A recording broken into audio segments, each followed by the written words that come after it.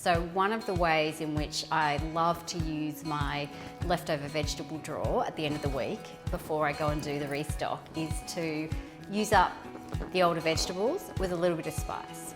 So I'm going to show you this really delicious but 10-minute from start to finish carrot sabzi. So these are my tired carrots. They're the end of last weekend's shop. So one of the things about knowing how to use spice is knowing how to prepare produce. And when it comes to carrot,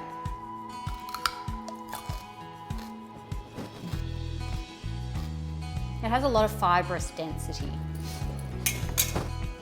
And what that means that, like potato, if you just chop this and put it cold into a pan of spice and fats, ghee or mustard oil or coconut oil, it's going to take a really long time to take on flavour because the spice and the fat has to soften the carrot before the carrot can even begin to assume another character.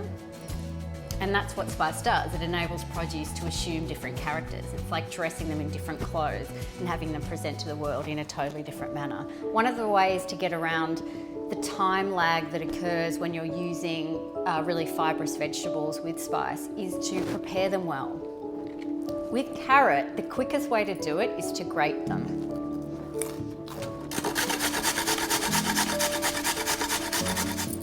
So what you're doing by grating carrot is essentially just diminishing the surface area.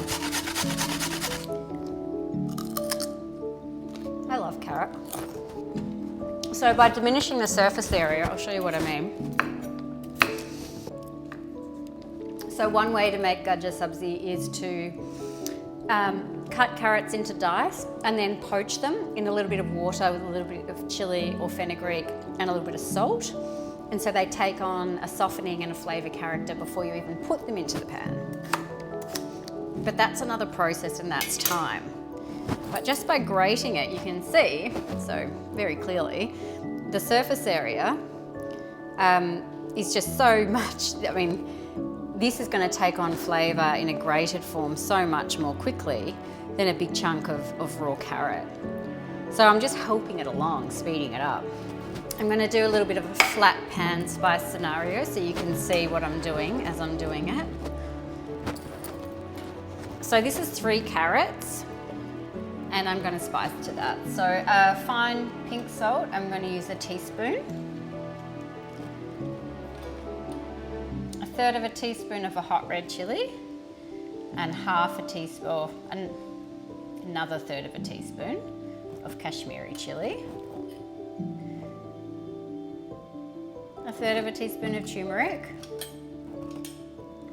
Carrot and nigella seed are really, they're a match made in heaven. And this is because nigella seed, it's hard to see in there, but let me show you here. Nigella seed has, when heated, a sulfuric sweet quality. So the same way that onion sweetens and softens when you apply heat over time, nigella does the same thing.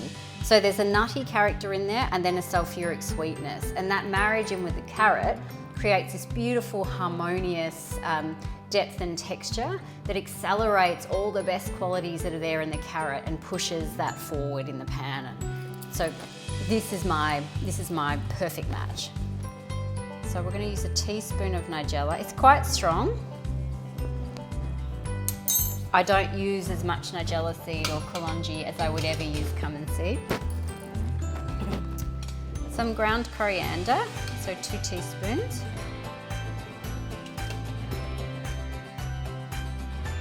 A 1/3 of a teaspoon of ground ginger. 1/4 of a teaspoon of mace. Ground mace flour has a citric, leathery quality. So you can see that what I'm playing with in this pan is a little bit of sweetness, a bit of sulphur and a bit of citrus, and that's going to make the carrot bloom. I'm going to do some fresh ginger as well. So just microplane it straight in with the skin on. And you want about a teaspoon of a minced ginger.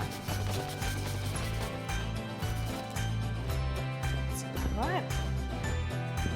And then just to create a little bit of a pop in the pan, I'm going to use pomegranate molasses, which is, it has a sharper, more acrid sour note than tamarind, but I'm a little bit addicted to it.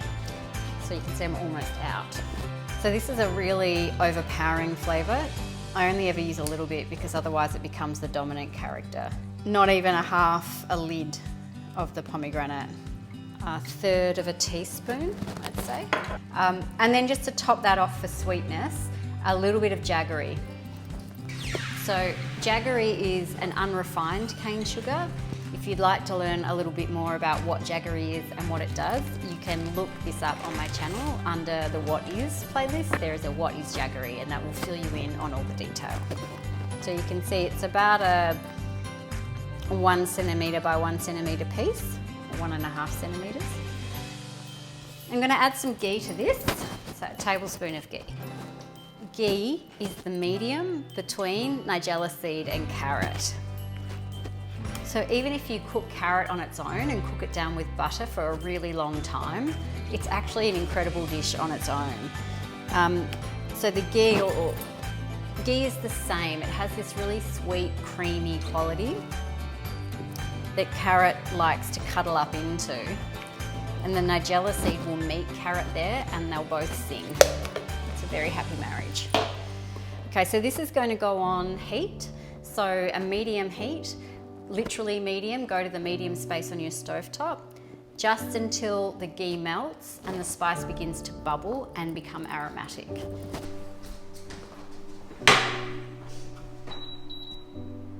So like always, what you're waiting for here is just the little aromatic bubbles.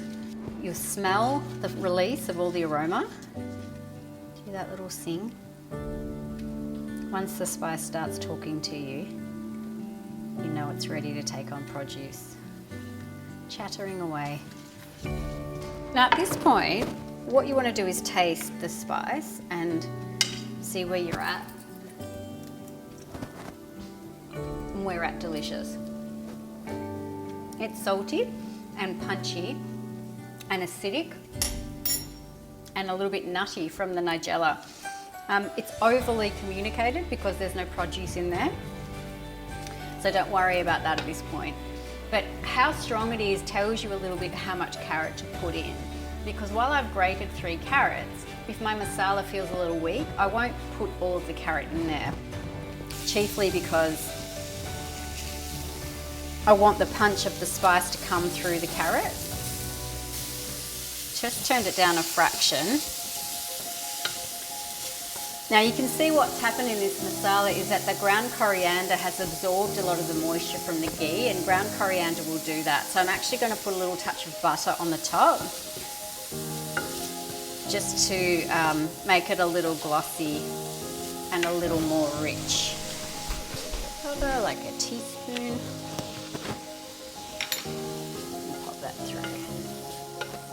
If that's too much dairy for you, you could do it with coconut oil as well.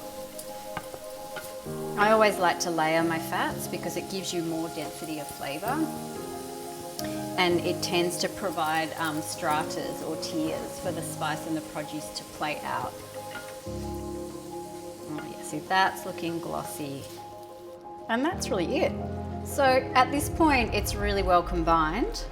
And I can eat it like this, or if I have time, I could cook for another 35 minutes on a really low heat, and it would soften and mellow the flavours out a little further. As it is though, it's really delicious and very quick. So this can form the basis of a salad. It can go on the side of a roast meat. It can be a dish on its own with a little bit of rice and dal. You could eat it with eggs in the morning. And all it is grated carrot, a little bit of spice and a little bit of fat in there. It's just so much flavour.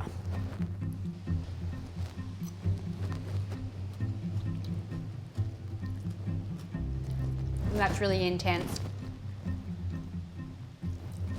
It's really forward with salt and acid and heat.